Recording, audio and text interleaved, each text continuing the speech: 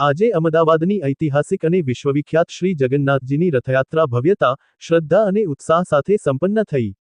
વહેલી સવારથી જ લાખો શ્રદ્ધાળુઓ ભગવાનના દર્શન માટે માર્ગો પર ઉમટી પડ્યા હતા। ભગવાન જગન્નાથજી, ભાઈ બલભદ્રજી અને બહેન સુભદ્રાજીના અલંકૃત રથો ભક્તોના જયઘોષ વચ્ચે સમગ્ર શહેરમાં પરિભ્રમણ કરતા નજરે પડ્યા। રથયાત્રામાં વિવિધ અખાડાઓએ શૌર્ય અને કૌશલ્યનું પ્રદર્શન કર્યું। ભજન મંડળીઓએ ભક્તિમય વાતાવરણ સર્જ્યું, જ્યારે આકર્ષક ઝાંખીઓએ સૌનું મન મોહી લીધું। સમગ્ર માર્ગ પર જય જગન્નાથ ના જયઘોષથી શહેર ગુંજી ઉઠ્યું। સુરક્ષાને ધ્યાનમાં રાખીને અમદાવાદ પોલીસ દ્વારા ચુસ્ત અને સુવ્યવસ્થિત બંદોબસ્ત ગોઠવવામાં આવ્યો હતો। પોલીસના તમામ વિભાગો ઉપરાંત બીએસએફ, એસઆરપી, રેફ, હોમગાર્ડ અને અન્ય સુરક્ષા દળોના જવાનો સતત ફરજ પર તૈનાત રહ્યા।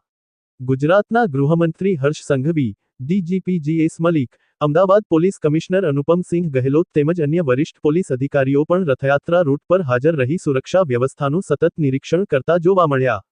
તેમના માર્ગદર્શન હેઠળ સમગ્ર રથયાત્રા શાંતિપૂર્ણ, સુરક્ષિત અને સફળતાપૂર્વક સંપન્ન થઈ। અમદાવાદની આ પવિત્ર અને ઐતિહાસિક રથયાત્રાએ ફરી એકવાર સામાજિક એકતા, ભક્તિ અને સંસ્કૃતિનો અદ્ભુત સંદેશ આપ્યો। આવા જ વિશ્વસનીય અને તાજા સમાચાર માટે જોડાયેલા રહો સત્ય અહિંસા સમાચાર સાથે।